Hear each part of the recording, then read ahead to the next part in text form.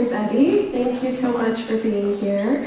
I just wanted to introduce myself. My name is Buffy Nake. I'm the Executive Director of the Lowry Foundation. And we own and conserve the historic Eisenhower Chapel.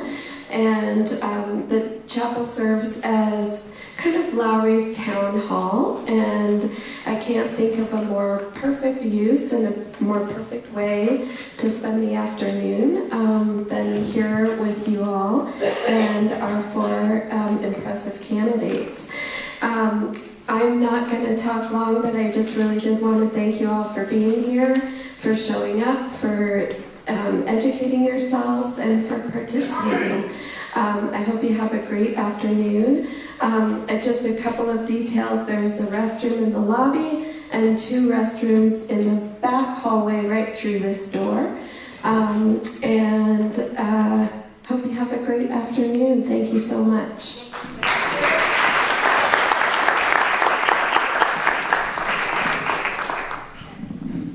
Hello, I'm Rosie Hartman. I'm part of the amazing Indivisible 8238.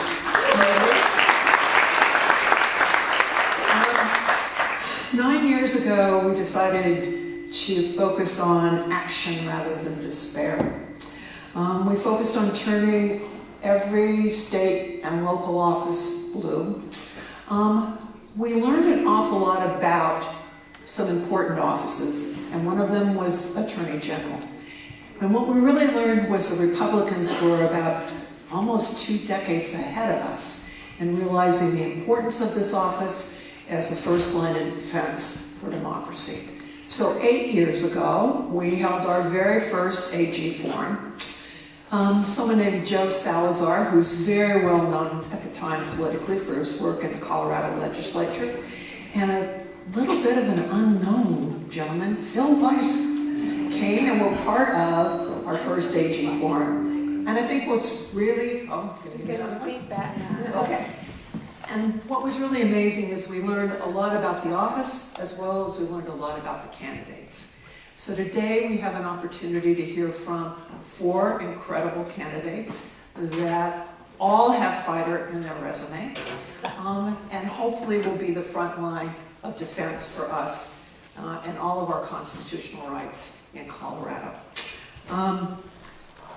When we held our very first forum, we were very excited after the results of the primary to put our full force behind the candidate that won the primary, because we cannot take this office for granted. Way, way too much is at stake. So I'm asking all of you to listen very hard and be very involved in this process going forward. You will see that we've got the candidates in a strange, what could be a strange order. What I decided to do was use a very scientific method. I and my husband, Dennis, who is a registered independent, draw names out of a hat. And that's how we got the order that we have for tonight. So one of the things I think is really important for us as we kind of look at this is each and every one of these candidates has fighter in their resume. And so let's listen hard and let's learn a lot about them today. So I'm going to give them all a very, very, very brief introduction in the interest of time. And I will ask, we are filming today, so please, if you could, hold back your applause and your bravos and the stomp of your feet to the very, very, very end of our forum. And that would be most appreciated. So I'm going to start with Michael. For nearly 30 years, Michael Dougherty has pursued the mantra, do justice, from serving as the Colorado Deputy Attorney General to leading the sex crime unit at the Manhattan District Attorney's Office. And now as a 3-time elected district attorney, Michael has successfully prosecuted thousands of cases that impact our daily lives. Next, we have Hetal Doshi, who's a practicing attorney for nearly 20 years. As an assistant U.S. attorney for Colorado and later as a deputy assistant attorney general for the antitrust division, Hetal prosecuted monopolies, cartels, fraudsters, tammers, and corporate public officials, and won. One of the leading workers' rights, consumer rights, and anti-monopoly lawyers, David Seligman, is a dedicated legal career to fighting for regular people against corporate abuse He is the Executive Director of Towards Justice, a nationally recognized nonprofit legal and labor rights organization. Jena Griswold has been elected to 2 terms as our Colorado Secretary of State. In her first term, she was the youngest Secretary of State in the country. She has successfully fought for our voting rights and expanded voter access. She spearheaded legislation to criminalize threats to election workers and take the electoral schemes, ban guns near voting, and increase penalties for those who compromise voting equipment. There is one promise you will see on each and every one of their websites, and that is to protect Coloradans for Trump 2.0. The candidates have seen the agenda, they've seen the questions. They have 3 minutes for each one of the questions. We'll do a rotation going left to right, then right to left on the other one. We ask that the candidates respect the time limit, which is 3 minutes, and we have some timers to help you with signs in the front. Please respect the 3 minutes. Do not have Beth stand up and use her very loud protest voice and scream times up, okay?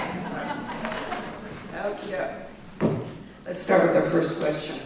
Contrary to popular belief by our current president, affordability is the top of mind for Coloradans, especially our younger voters. The average price of a single-family home rose 111% from 2015 to 2025. Since 2019, grocery prices are up 25%. Health care costs in Colorado have surged significantly over the last decades to an overall rising rate of 139% from 2013 to 2022, driven by skyrocketing prescription drug costs. They're up 151%. What actions can the AG office implement to help our state's consumers? Michael, we'll start with you. Good afternoon, Indivisible 80238, and thank you so much to the organizers for bringing us here. Can you join me in giving them a round of applause? I'm Michael Dougherty. I'm the District Attorney for Boulder County, candidate for Attorney General, and let's face it, Colorado's become too expensive for Colorado families and for workers, and people are being squeezed every single day. And contrary to what the President says, and I'm going to be contrary to most of what he says, but contrary to what he says, it is no longer affordable for people to raise kids in Colorado and buy homes in Colorado, or to pay rent. And people are struggling to put food on the table. And it's an issue that I'm passionate about, and as your next Attorney General, I am deeply committed to getting it fixed. We can do better, we must do better, I promise you we will do better. I'm the grandson of Irish immigrants. All 4 of them came over on the boat with nothing but the shirts on their backs because of the freedoms and opportunities offered to them in this country at that time. I went to community college coming out of high school. My family didn't have much money. I loaded trucks at UPS at night to put myself through school. I've seen families struggle, and I know what that means. And as a prosecutor throughout my career, I've seen people who are disadvantaged and taken advantage of and made more vulnerable because of it.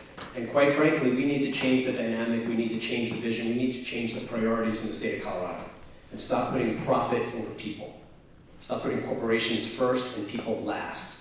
That's never how I've operated. And as your Attorney General, I'm going to fight against that.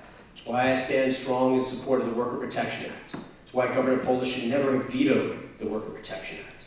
We need to strengthen unions, not weaken them. I come from a state and from a city and from a family where being a member of a union was a source of pride and strength and support. And while loading trucks at UPS, I was a member of the Teamsters. So I know how important it is to have those union protections in your job. It's why in 2019 I helped lead an effort on behalf of the district attorneys to get a wage theft bill passed, which David's organization Towards Justice gave me an award, and I was very honored to receive it, because I was fighting for workers. The AG could play a role in breaking up with antitrust actions, King Soopers and Safeway. That merger was stopped by the Attorney General. The Attorney General, under my leadership, that office will stop people from going after the affordable housing bills that have been passed in Colorado.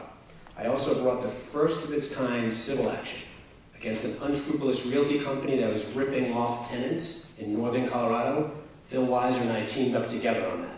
We got a $1 million settlement for all the victims. That's what it means to stand and fight for workers, and that's what we have to do. But it also requires leadership that recognizes we need to do much better. And in Colorado, families are struggling deeply right now all across the state. When I ask people around the state of Colorado, what's the top concern you have? More than anything, I hear affordability. I can't afford to live here. As your Attorney General, I'm going to get it fixed. My time's up, and I'm not going to get yelled at, so thank you so much.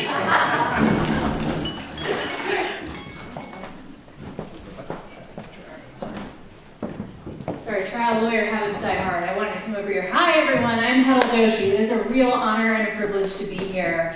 I am the proud daughter of 2 immigrants. I proudly wear this pin which says "Immigrants Make America Great." I hope you support me in that.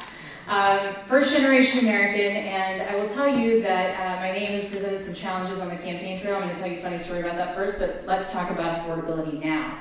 Now, most of you in this room have probably never heard my name before, and I want to tell you why. The reason for that is because I have spent the last 20 years as a practicing lawyer, nearly 11 of which I was at the Department of Justice, right here in Denver, Colorado. I did public corruption work, civil rights work, and I also was a prosecutor of white-collar crime. So you are looking at the lead prosecutor against Credit Suisse and HSBC for their role in the 2008 global financial crisis that ravaged our housing market here in Colorado. I recovered billions of dollars with a B for the American people and the public fisc and brought consumer relief to folks here in Colorado. Now, the affordability crisis, I agree wholeheartedly with Michael, is existential. I think the president's got it wrong. I think his polling numbers show that. But I think it's not just a question of saying the right things about affordability, it's about showing up with the right record. And so at the beginning of the Biden-Harris administration, the Biden-Harris administration team selected me to be the country's top antitrust litigator for all of the actions that the Department of Justice is going to file, both civilly and criminally, to protect our markets. What does that have to do with affordability? Well, that means that when I brought actions to block mergers that would have made housing more expensive, that would have made our groceries and travel more expensive, that's actually proof of concept of what the Attorney General can do in terms of using laws to fight the affordability crisis. Often people think about affordability and the way that we achieve meaningful reform in this space through a policy perspective. This is the governor's job. I am here to tell you, though, that in fact, the Attorney General has the tools and toolkit to make sure that wrongdoers are held to account in the ways that they corrupt our market and steal from us. It is my personal life story that I grew up in a very working class family where I was a born fighter and a born negotiator because I had to be. I brought that fight to my role at DOJ when I led the prosecutions against Google, against Apple, against Ticketmaster. I am the only candidate in this field that has successfully blocked mergers that would have made groceries more expensive and made our labor costs go down. And so what I will tell you with respect to affordability is that what you should expect from your next Attorney General is someone who understands that the affordability crisis is fueled by 2 things: wages that are going down to historic levels and prices that are going up. I am the one prosecutor in this race that has addressed both sides of that equation in ways that have been history-making, and I intend to do that again as Colorado's next Attorney General.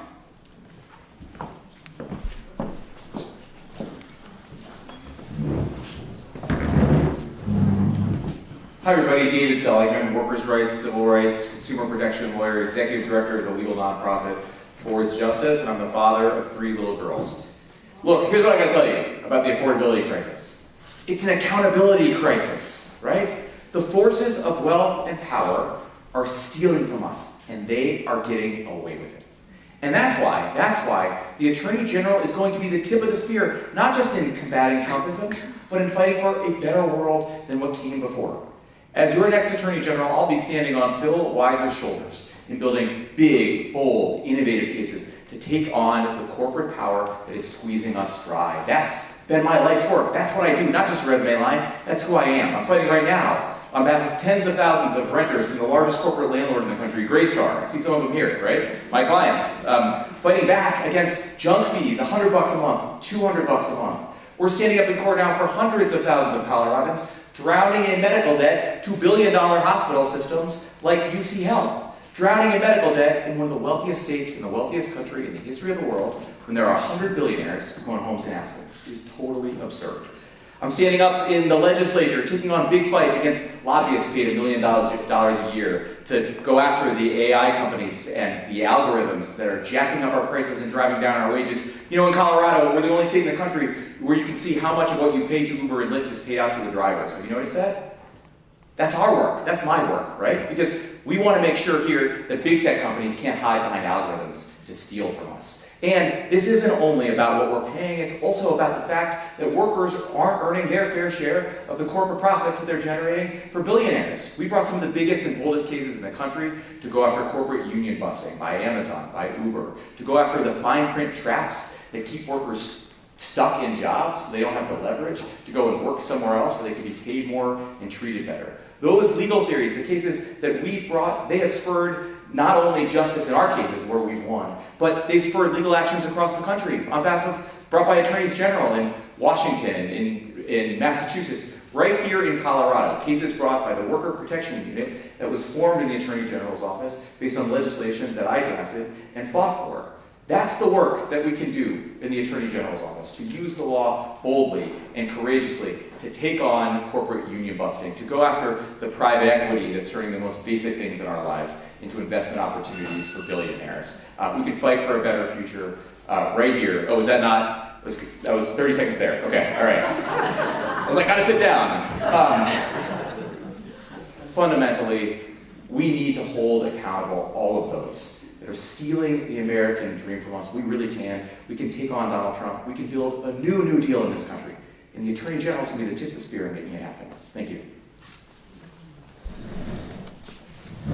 Good afternoon. I'm Jena, Griswold, Colorado Secretary of State.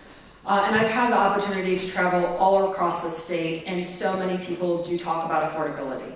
And it's not just young Coloradans, it's seniors, it's people starting a family. Prices are just way too high on a lot of essentials. And what we're seeing is two Colorados. A Colorado for the wealthy, and a Colorado for the rest of us. And I want to tell you very specifically what I will do to protect consumers as Attorney General. First, let's talk about energy. Have any of you filled up your gas tank today? 50 to 60 cents higher. We are seeing huge drastic spikes, and we need to make sure the energy sector is actually affordable for Coloradans. That means making sure Excel and Black Hills are not putting costs on all of you as they build more infrastructure. That means that we actually invest in the clean energy future to lower costs. And again, as new AI data centers go up, the costs aren't put on you guys as corporations reap the rewards in billions and billions of dollars. Second, on housing. The next AG needs to be focused both on the rental market and the home buyer market. I will absolutely make sure that corporate landlords are not colluding to jack up the price on rental housing for people who live in rental housing, or put illegal junk fees, which folks pay month after month. Just as important, it's really important that we make sure that home builders are not artificially inflating the costs for first-time house buyers. Now, when it comes to other essentials, food, childcare, your medicine, the Attorney General has the power to investigate, to make sure that these big corporations are following the law. That means making sure that corporate grocery stores aren't price fixing, making sure that manufacturers aren't charging you the same amount for less product, making sure that medical providers are obeying our special, sorry, I just got thrown by the minute, about our laws on no surprise billing. And you'll hear all of us saying we're going to protect consumers, but let me tell you, for me, it's not a talking point. I grew up in rural Colorado on food stamps. I'm first in my family to go to a four-year college. I graduated from the University of Pennsylvania Law School and started my career practicing international anti-corruption law, and have been able to protect and dedicate my career to protecting our voting rights and democracy for the last decade, nearly. I still have $200,000 in debt. When I say I'm going to protect you guys and protect Colorado consumers, I'm talking about my mom, I'm talking about my cousins, and I'm talking about people who grew up like me. I am proud to have the endorsement of nearly every single union who is engaged in this race. I will always stand with the middle class and with workers. Thank you. So let's move to question 2. In the upcoming midterm elections, we may see efforts to abridge individual voters' rights, disruption of voting counting, and challenges to election certification. What will you do to protect voting rights and the integrity of our election results in Colorado? Hetal, will you take first? Happy to. So let's take a step back to understand that the premise of the question is exactly right. Donald Trump hasn't made it a secret that the way that he's going to preserve his power is not to win on the merits, whether it's on affordability or anything else, but it's to cheat, to lie, cheat, and steal. And it doesn't matter to him that the Constitution says that the state of Colorado gets to decide how we conduct our elections, because he thinks that if he can get his cronies in line in Congress, that they can, whether it's through legislation or other actions, take last-minute action to steal the 2026 elections. We will not let that happen.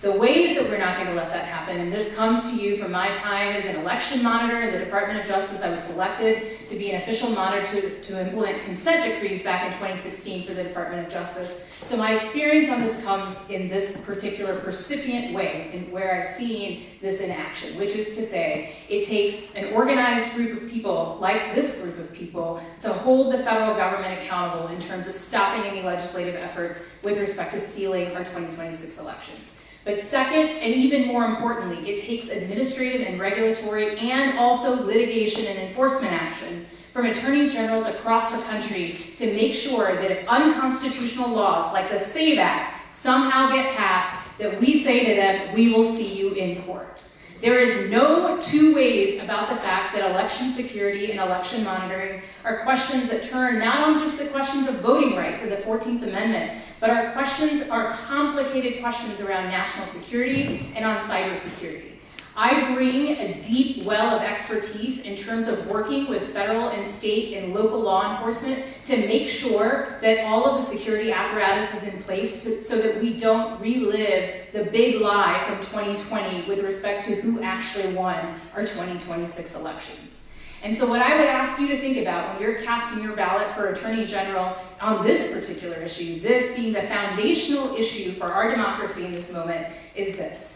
It's not enough to talk tough with respect to election security. It's not enough to say voting rights are the most important thing. It's who's going to represent you in court where the theater of battle will exist in this moment, and how will they have a plan to win.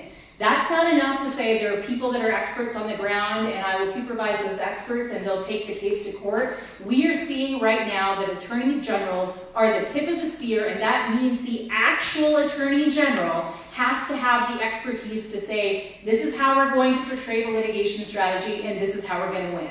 This is an existential issue, and it is a key issue that you can obviously tell I am deeply passionate about, and I'd be honored to have your support to stand up in court and say, if you come to mess with Colorado, we'll see you in court.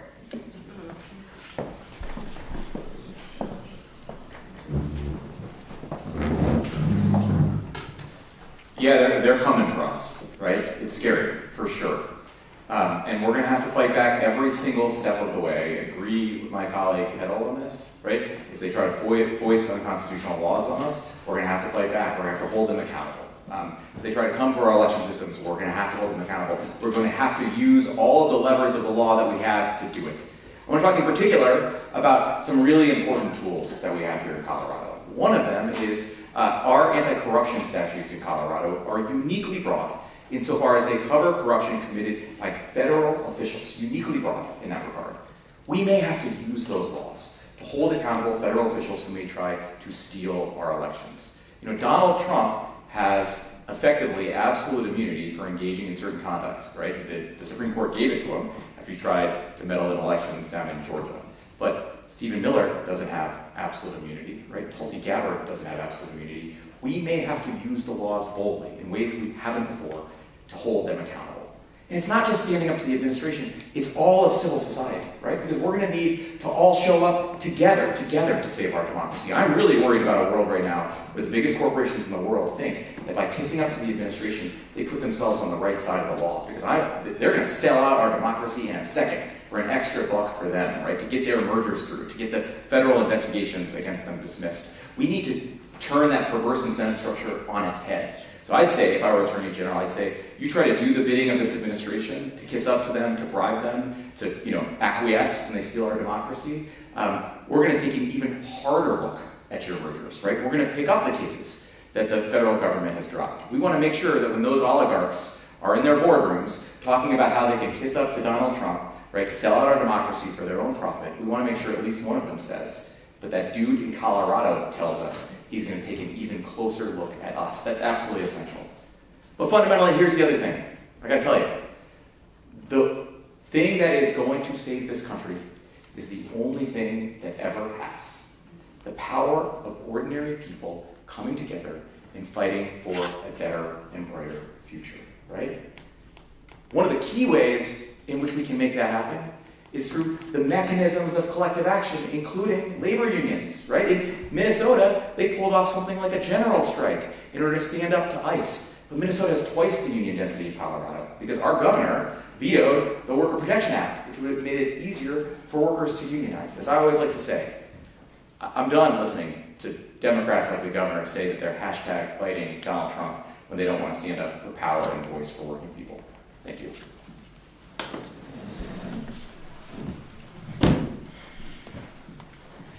Trump and MAGA are undoubtedly trying to undermine our elections. As Colorado's chief election officer, it's something that I and my office are working on every single day to shore up the 26 elections. As Colorado's first elected Democratic Secretary of State in 60 years, I've been at the front line of saving and protecting our elections. We've increased access, 70% more drop boxes, guaranteed access on tribal lands and college campuses, automatic voter registration. But I've been there in the hard times too. 2020, Trump tries to steal the election. He then incites the insurrection. That doesn't work. And he doubled down on his lies. We had, after the insurrection, far-right election deniers going county to county, demanding access to voting equipment. And when they were refused, intimidations and threats started. We've actually seen a huge turnover in county clerks because of the threat environment. I knew we had a problem. So I worked with our legislature. We made it a crime to dox or threaten election officials. We made it a crime to have guns where you guys are voting. And then I released millions for the counties to upgrade their security. Shortly after that, Tina Peters made her national debut, and I held her accountable, removing her from her election oversight. There are a lot of people talking about Tina Peters these days. We went in and addressed the first insider threat to elections, public in the country, to make sure there was accountability. You know, at the end of the day, I have been through thick and thin to safeguard our democracy. Just this week, I sent a letter with 8 other secretaries of state demanding that there will be no ICE presence at polls this election cycle. Right now, Trump's DOJ is suing me because I refuse to hand over your voter data. I will always hold the line. And as Attorney General, I will do the exact same thing, but with a different set of tools. Since being Secretary of State, a lot of the battles have been legal battles. In 2020, we sued the Postal Service to make sure they didn't send bad information to Colorado voters. We urged that Trump get disqualified from the ballot. And I told you I'm being sued by his DOJ right now. The next Attorney General will have to work hand in hand with the Secretary of State to take on any MAGA attack for the 2028 elections. I am absolutely the person best posed to do that job. At the end of the day, we are going to continue to protect our democracy. We have to continue to protect our voting rights. It must be the top priority. Our democracy cannot fall in 2026, and it cannot fall in 2028.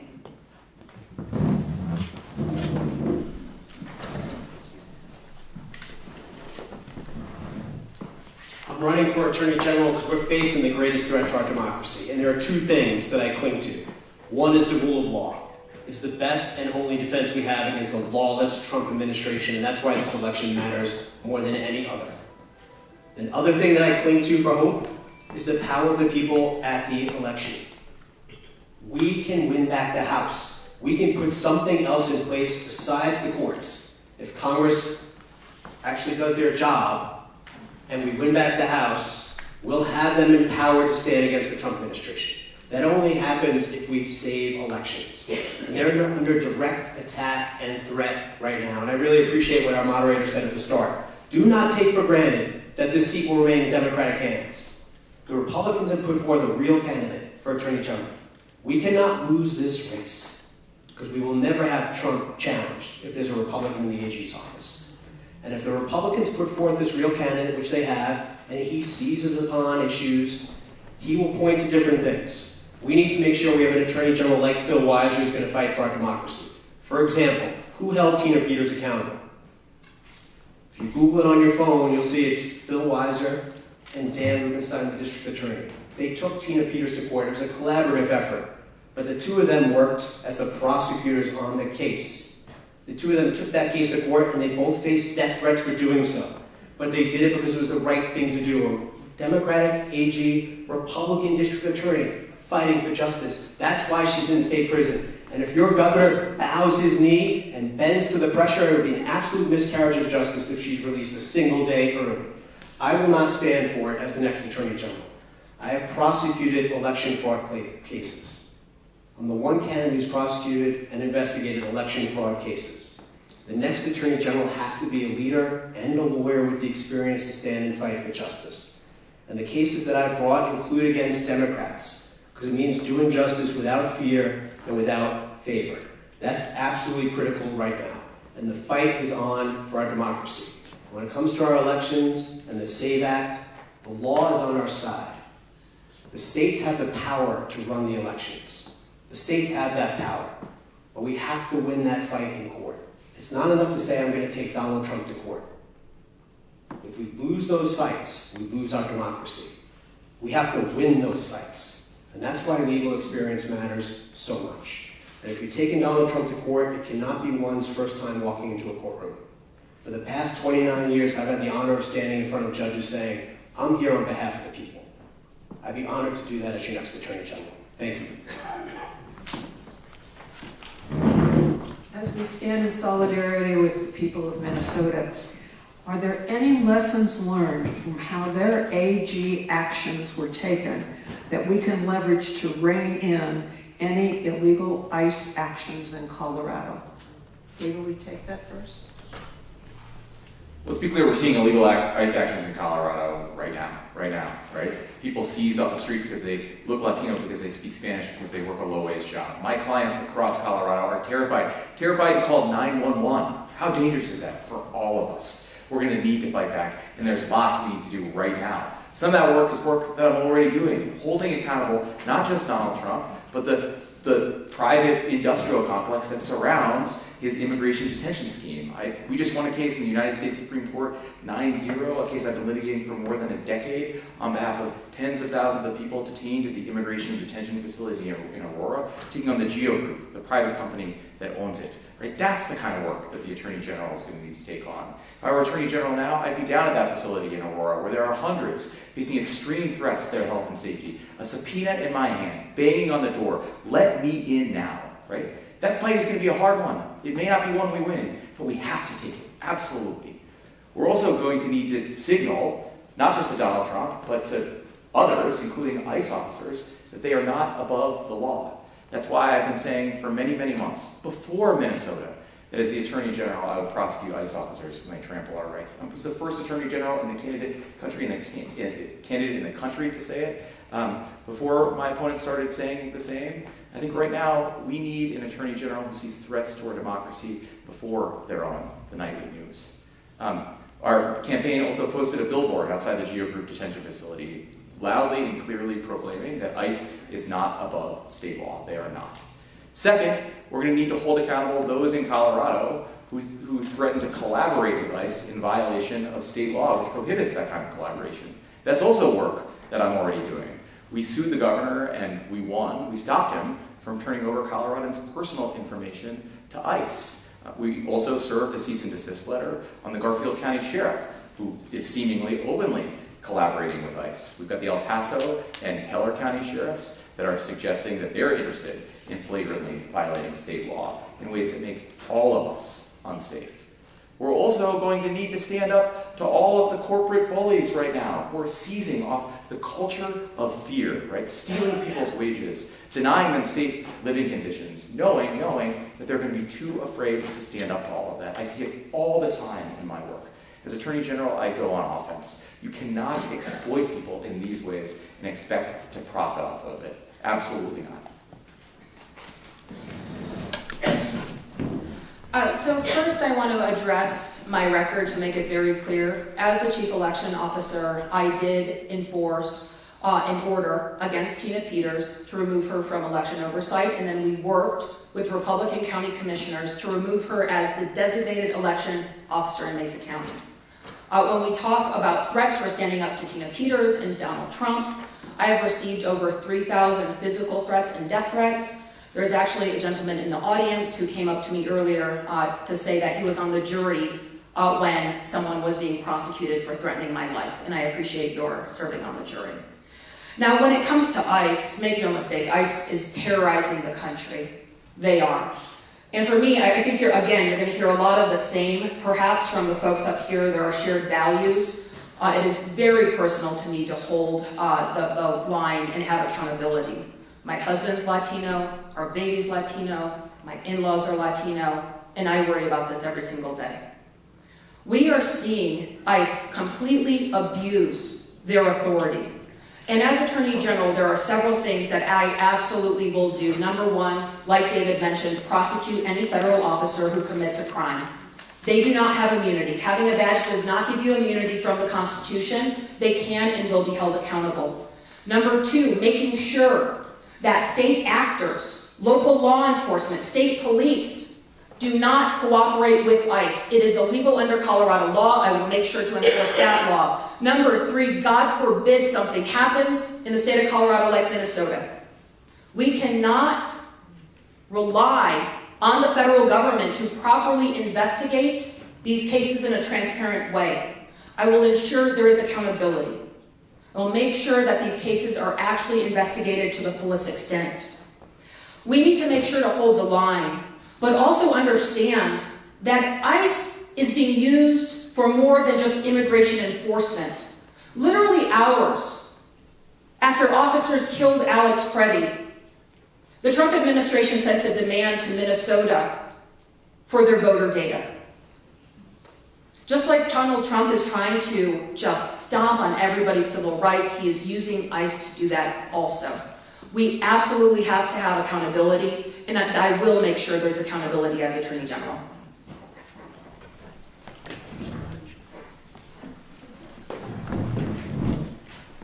I'm passionate about this question because it's a key issue and it's hurting so many people right now. And I'm going to stand and hold ICE accountable. We're going to do that in two ways. There are two things we can do in response to this question. The first is the protections we have in place. The second is the consequences. So protections. It's why since 2018, this isn't a what I will do in the future as AG, this is what I have been doing throughout my career. Since 2018, I've had a DA immigrant protection program in my office, where in all of Boulder County, law enforcement and prosecutors will never ask someone their status in this country. And when we find out, we would never cooperate with ICE, with the federal government. That's been true since 2018. I've been doing Know Your Rights trainings since 2018.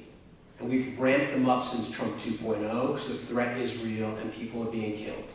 And rights are being violated and people are being kidnapped and shipped out of our country without due process. And the fight is definitely on. As a result of my work in fighting for immigrants, I was asked to help with a bill last year to expand immigrant protections in Colorado. And as a result, in Colorado now we have actually far more protections for immigrants than in other states.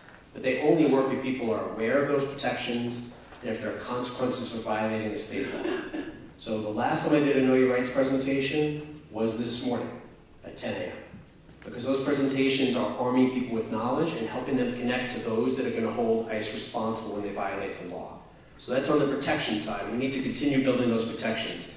I want to see us as a state ban ICE from wearing masks. I want to see us stand shoulder to shoulder and ban private prisons in the state of Colorado, at the state level as well. We have two at the state level that should not exist because we're putting for-profit corporations over parts of the justice system.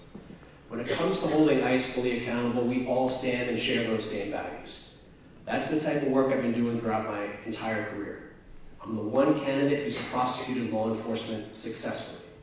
Shortly after 9/11, a police officer at NYPD took vengeance on a Middle Eastern street vendor.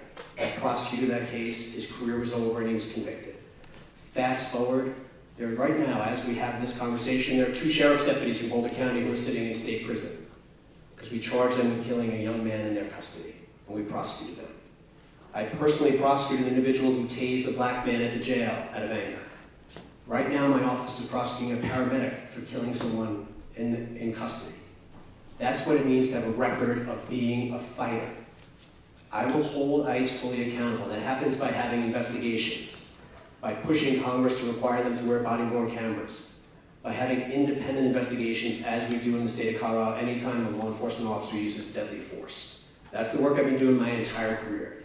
The change we need to make in Colorado is give the Attorney General the power, as in other states, to inspect private prisons and bring civil rights actions and criminal charges on behalf of those being held in custody. Thank you.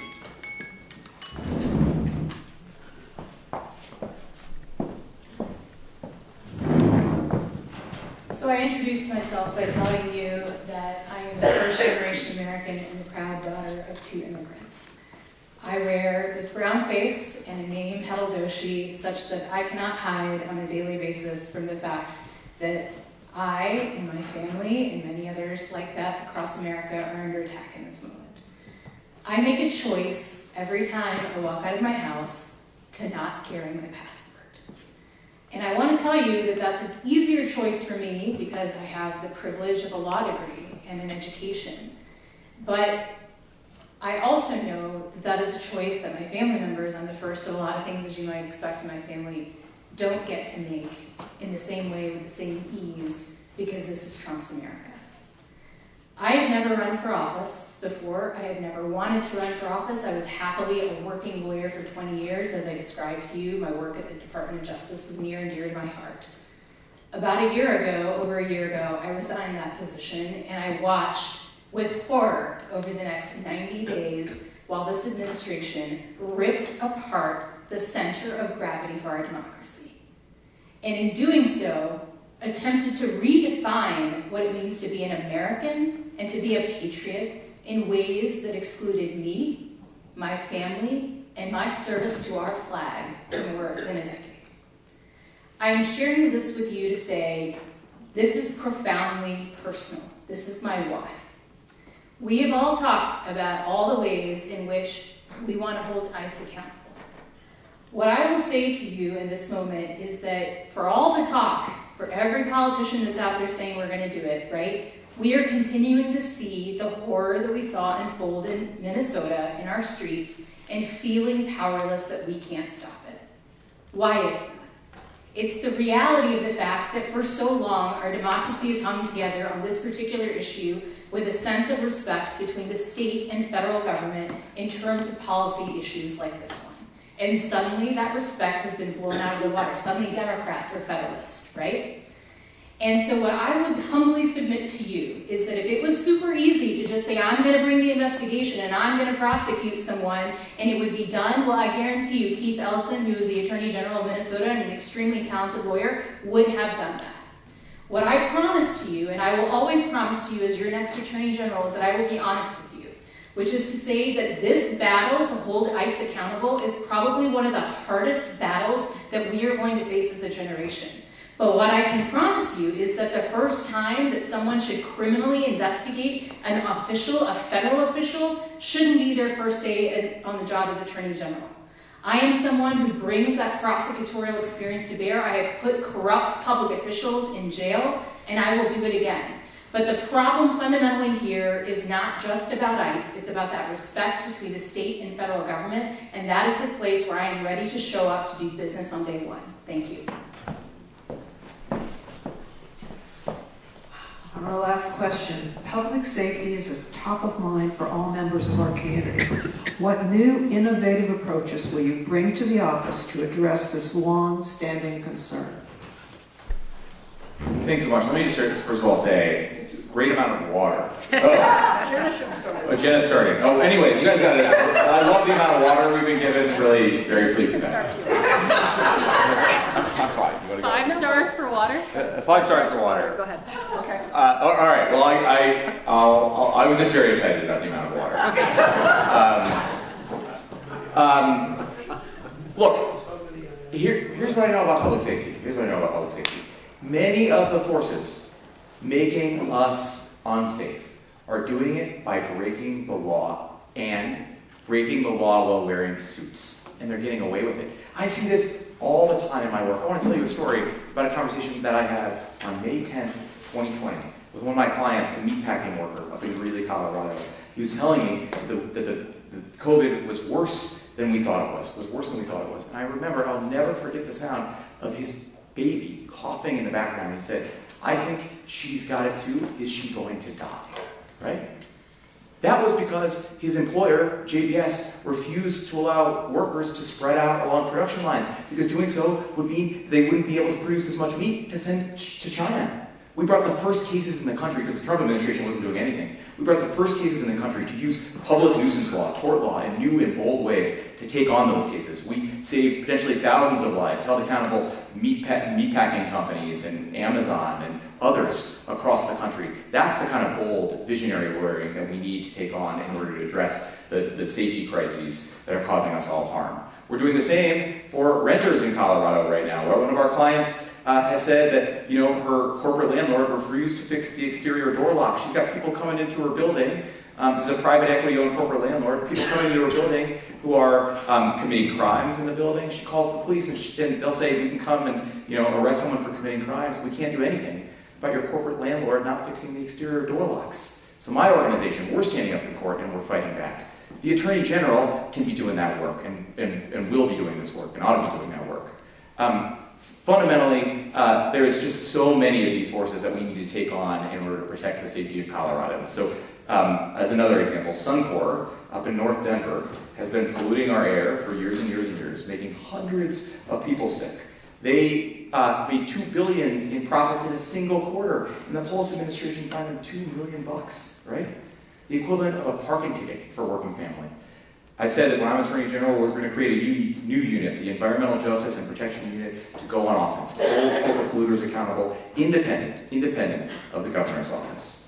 Fundamentally, building more prison and jail beds will not keep us more safe. It will not, right?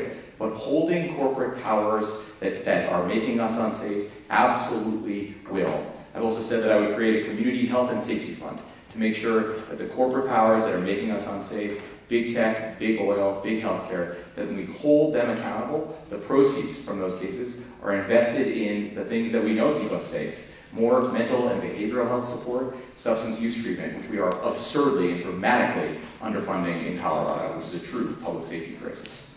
Thank you. I also like the water. Thank you very much. Well, first off, when we're talking about safety and crime, we should start with the absolute truism that all of us deserve to feel safe in our communities.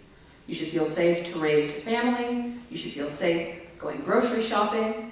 And crime has actually come down since the spike in the pandemic. That's really important to note also. Now, when it comes to crime, there's a lot of times where we don't actually focus on the root cause. And often, when you see people not being able to afford to live in their communities, when you see people having to struggle paycheck to paycheck, you also can see crime increase. One of the key pillars, the key tools that the Attorney General has is consumer protection and antitrust. We are seeing politicians, corporations, and billionaires jack up the price on Coloradans and make life unaffordable. To make sure that we continue to have lower crime rates, we need to make sure that Colorado is a place that people can actually live in. Economic opportunity, feeling good about your outlook in life is something that is really important in the battle against crime. Now, when we're talking about innovation, I think there's two things that I would like to mention. First, making sure that people who are formerly incarcerated have a pathway after they reemerge to daily life. Just like I worked with Leslie Herod on parolee reenfranchisement, we need to make sure that people actually can get jobs. We've seen some innovation. Right here in Denver, R&R Head Labs is a barber shop that specifically hires people as they transition back into daily life. It's a good business for them, it's a good job for folks like that. Second, innovation. Sexual assault. A rape victim should not be scared to come forward. A victim of sexual assault should not be too ashamed to come forward. That's what we see over and over and over in our society. Making sure that we're constantly placing the blame correctly on the actual assaulter is very important. And I look forward to being the first Democratic woman Attorney General to stand up for women and little kids. Now, 2 specific reforms. We need to pass a stronger assault weapons ban in the state of Colorado. That is how we make our communities safer. I was in high school during Columbine. Our state has seen shooting after mass shooting. We have to do something. I'm proud to be endorsed by Tom Sullivan, one of the leading voices in making sure that we have sensible gun reform and we're protecting little kids and grocery shoppers in our state. Number 2, again, the fact that there is a backlog in rape kit testing in the state of Colorado is deplorable. Months and months and months of backlog. And again, I'll say, I look forward to being the first Democratic woman Attorney General to make sure to fix that, to stand with victims of sexual assault, to stand with women, and to stand with families.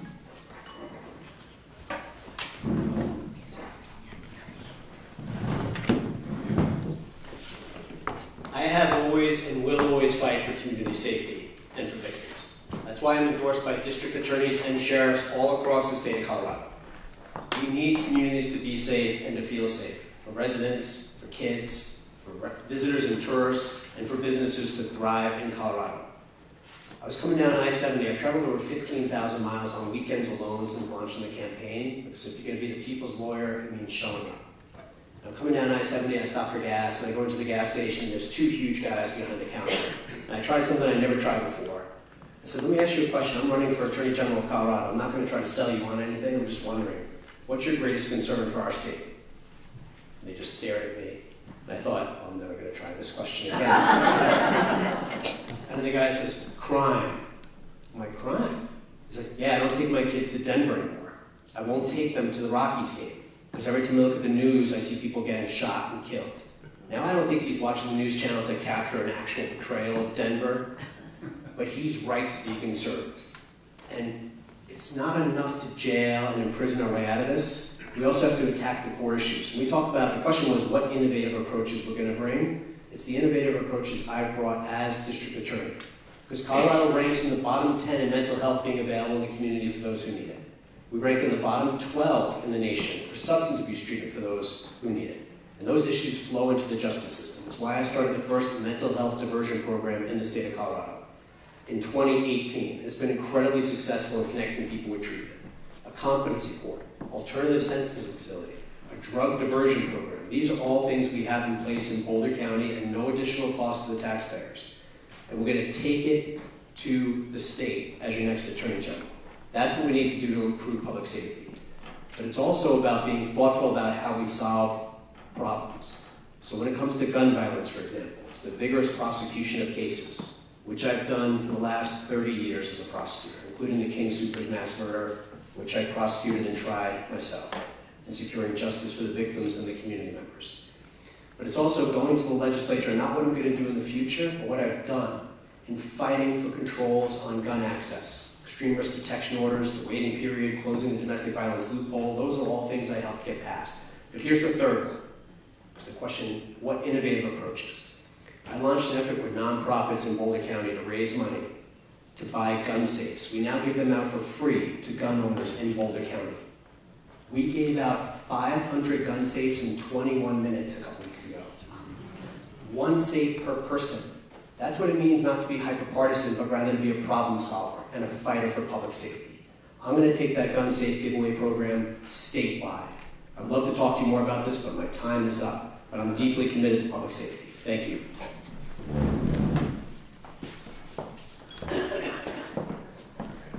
Am I the only one who wished the water were whiskey right now?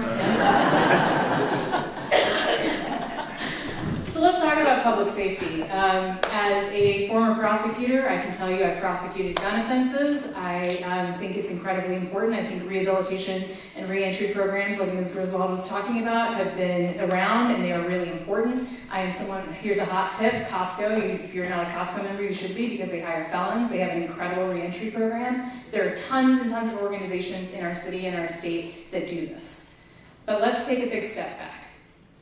The reason that I became a white-collar prosecutor, because I was open to the idea and I was interested and I was trying to decide, do I want to be a federal public defender or do I want to be an assistant United States attorney? And I decided to become an assistant United States attorney because I was tired of seeing black and brown people jammed up on every single technicality in terms of crimes and everyone else in our system get a pass.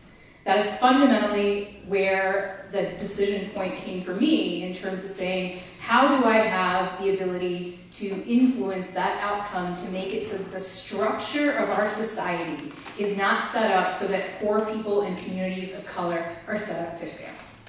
The reason I mention this in the context of a public safety question is this.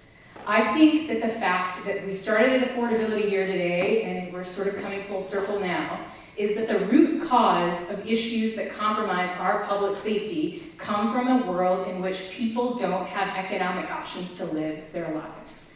And so to address public safety is not just to incarcerate our way out of the problem, but it is to meaningfully invest in the idea of enforcement of the structure, of the white-collar nature of the crimes and the opportunities, so that the rest of the effects in society are felt. That can look like a lot of different things. It can look like making sure that we hold corporate misconduct to account. It can involve making sure that antitrust violations, whether they're civil or criminal, and oh, by the way, I'm the only one in this field who has done both of those, right, are held to account. But it also means that when you have systemic issues that create problems with respect to how our society interacts with the economy such that we have a proclivity towards violence or violent crime, that we have to meaningfully do something about it in an interdisciplinary approach. And so I've heard mention here today about funding for mental health and mental health services, huge driver to violent crime. Here's what the Attorney General, though, can also do about that, right? That's not just putting beds and doctors in prisons and in prison environments to deal with that problem. It's making sure that the corporate consolidation that exists in our healthcare industry writ large is dealt with so that mental health services and treatment are more accessible for people, particularly people of lower means.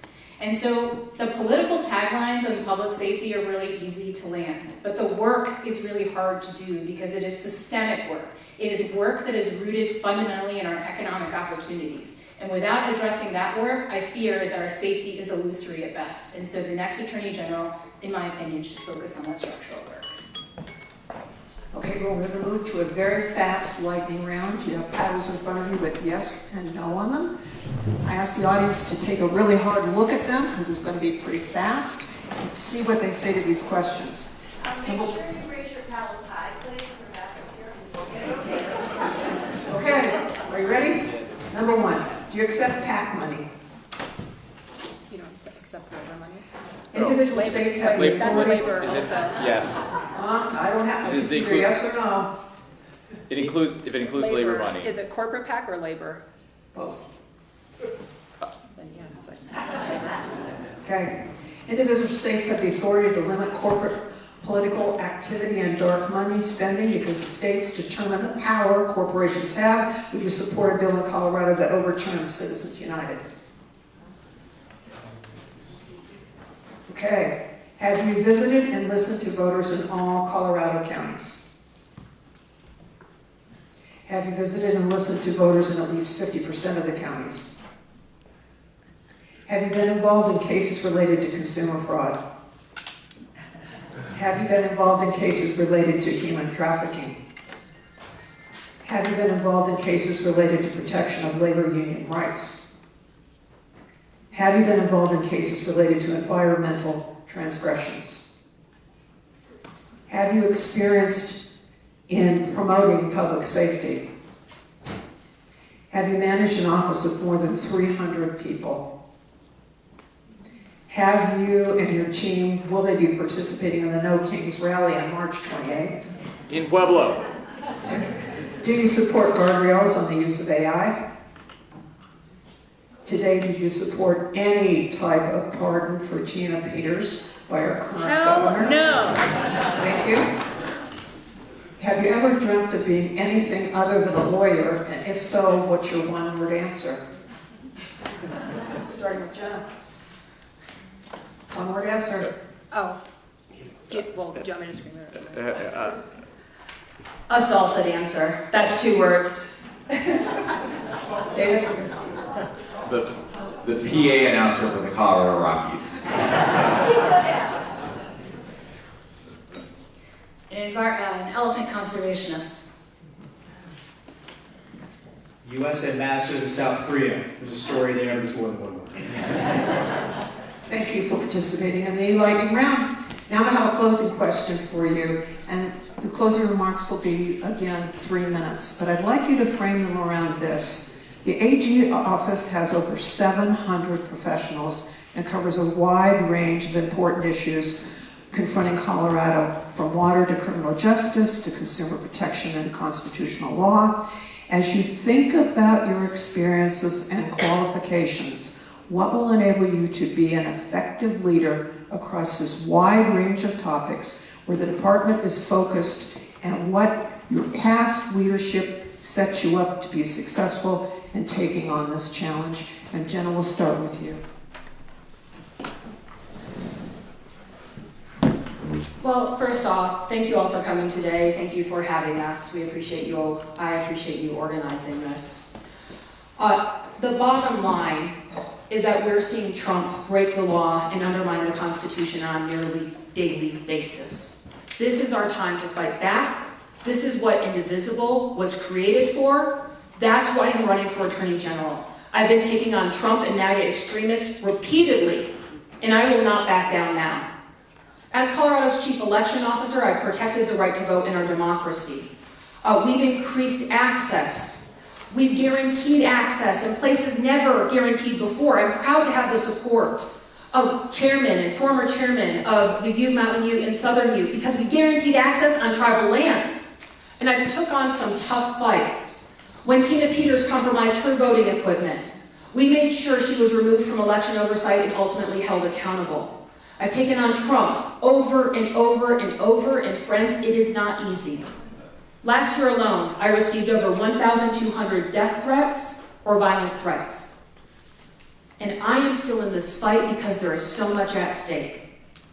As Attorney General, I'm going to make sure to fight so that every kid who grew up like me on food stamps gets a chance at a good education, a chance at a good paying job, and to thrive. I'm going to take on the billionaires, the politicians, and the corporations to make sure that we're protecting our land, air, and water. David mentioned Suncor, a huge corporate polluter. More needs to be done so we have clean air and a clean environment. I'm also going to take on the corporations to stand with workers. I mentioned I am so proud to be endorsed by nearly every union engaged in this race. I plan to staff up a workers' rights unit to make sure that actual attorneys in the AG's office are leaning in on wage theft and illegal union busting. But the question is, how are you the best leader of this office? Look, the Attorney General's office has attracted fabulous attorneys. They are the top attorneys in this country. And it's just not a true description that the Attorney General is in court every day arguing, if ever. What the Attorney General is doing is relying on the expert attorneys in guiding the office, guiding the legal stance of the state of Colorado. I've led the Secretary of State's office through very turbulent times, through times where my staff is repeatedly threatened, and they have stayed put to protect your rights. I'm not just a leader of the Secretary of State's office, I've been a state leader to lead Colorado through these dark times. I plan to do the same exact as Attorney General, to support the staff but make sure we are protecting every single one of your rights. So again, thank you for having me. I would love to have your support. I'm Jena Griswold. Thank you. Turn it over to David. Okay.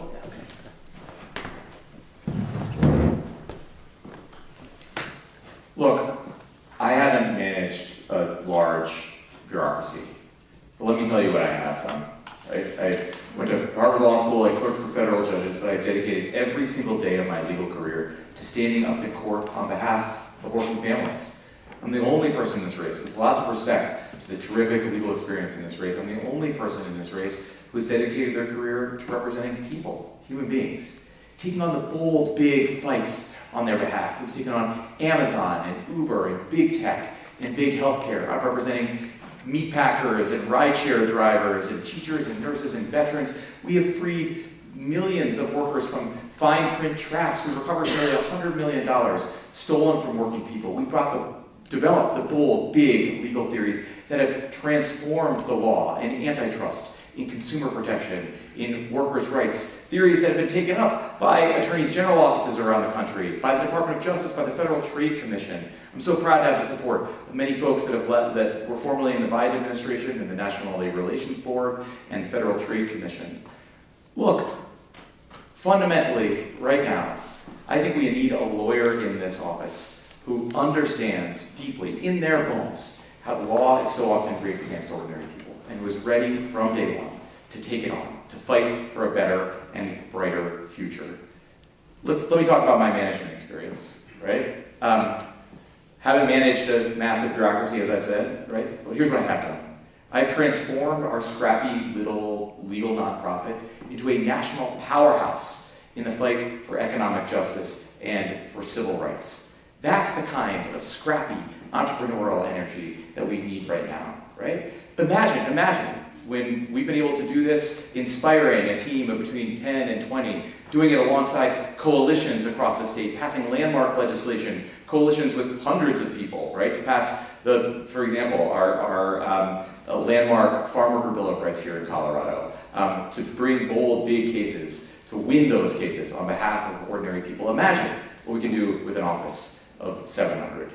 I don't have the support of much of the establishment in this race, but I am so proud to have the support of labor unions across Colorado, progressive champions, folks like Senator Julie Gonzalez, former state Senator Morgan Carroll, state party chair, folks, more than half of the House district representatives that represent the city of Denver, city council members, people who have seen it show up in court, show up in the legislature, take on the forces of wealth and power with way more resources than my clients have. Take them on and win. People who know that from day one, I'm ready to put the law on the side of working people, right? To fight for a better and brighter future for all of Colorado. I'd be so, so grateful for your support, participating in the caucus and assembly process. If you're going to assembly this weekend in Denver, would love your support there. Thank you.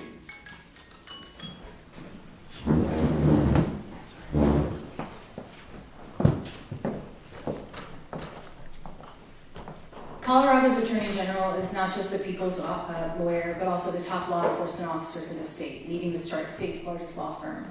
So I think I mentioned already that in my last job as the Biden-Harris team's top antitrust litigator, I supervised a staff of 800 lawyers and public servants and over a $200 million budget in a transformative era of antitrust and consumer protection experience.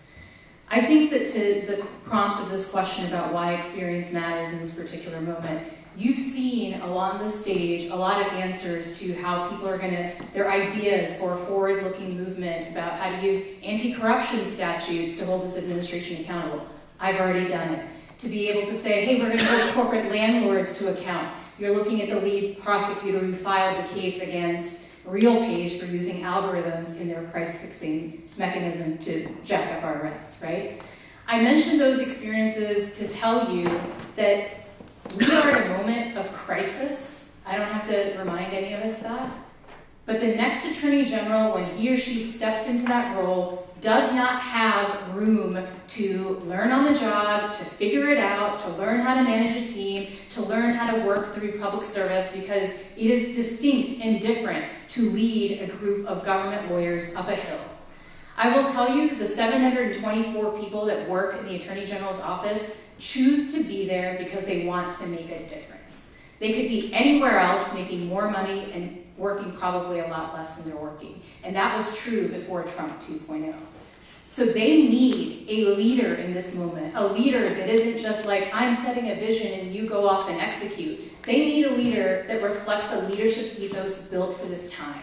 which is I am never going to ask you to do something that I have not done myself before and that I'm not going to be right there with you in the trenches to do it again.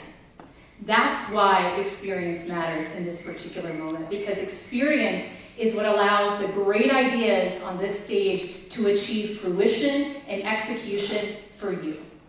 It's what means that if we get an assault weapons ban passed, that it's actually defensible and winnable in court. That's what your next Attorney General's job is, and that's why experience matters. I will tell you that your vote in this particular race is incredibly important, not just because of this experiential question and making sure that you set Colorado up in the best way possible to win in the theater of battle, which is the courtroom right now, but also because it reflects our values and our judgments about this moment and this inflection point for America.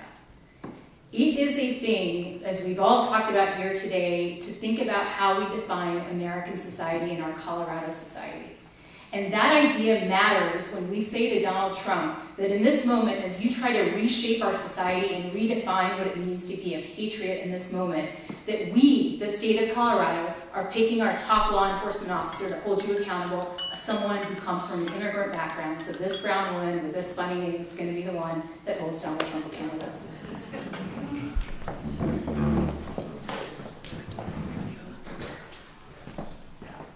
The Attorney General of Colorado is the top lawyer for the entire state, the chief law enforcement officer, and experience matters. I am not term limited as district attorney. I could go 6 more years in a job that I love.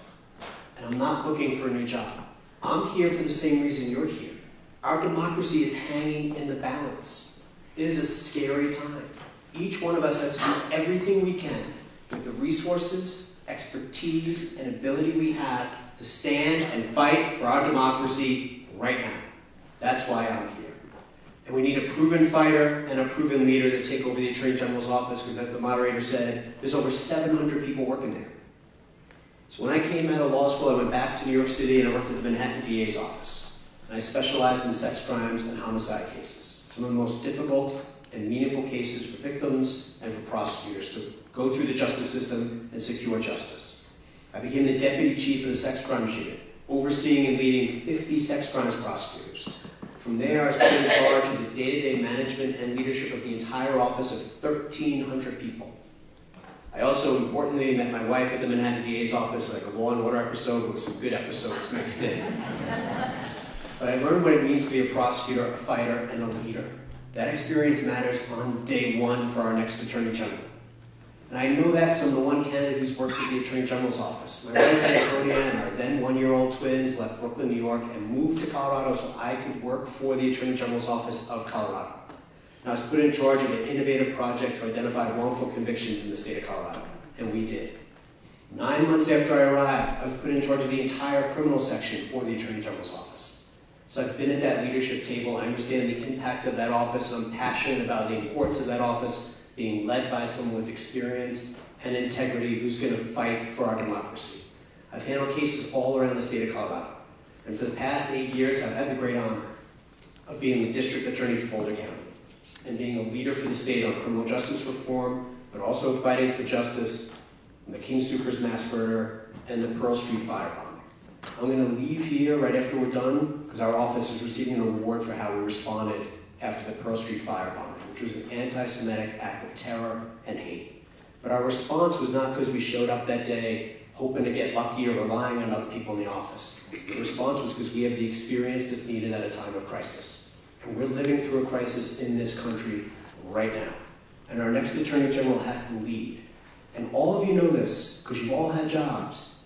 Think about working for a boss who did not know what the job required. The Attorney General is going to be responsible for saying, yes, we have enough to take Donald Trump to court, or no, we don't have enough, and then winning those fights. That's where experience matters. That's what I promised to bring to that office. I'd be honored to have your support. My name is Michael Dougherty. I'm running for Attorney General because our democracy hangs in the balance. Thank you. Well, now we can give them our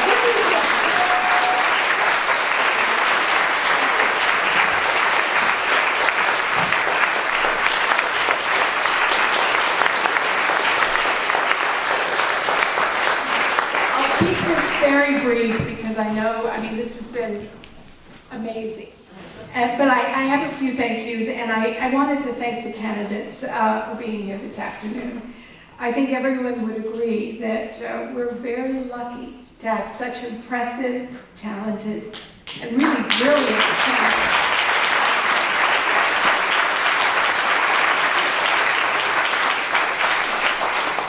My name is Rita Hughes, and I've been part of this 9-year effort with Indivisible 80238. I wanted to thank Rosie for moderating, and her wingman, Charlie Haddix. I don't know if he's here. I'd also like to thank the volunteers who made this all possible, the journalists from Front Porch and from the Colorado Sun, and most of all to our videographer here, Dan Clark. Thank you for being here. And Buffy, we appreciate your support for letting us use this historic place.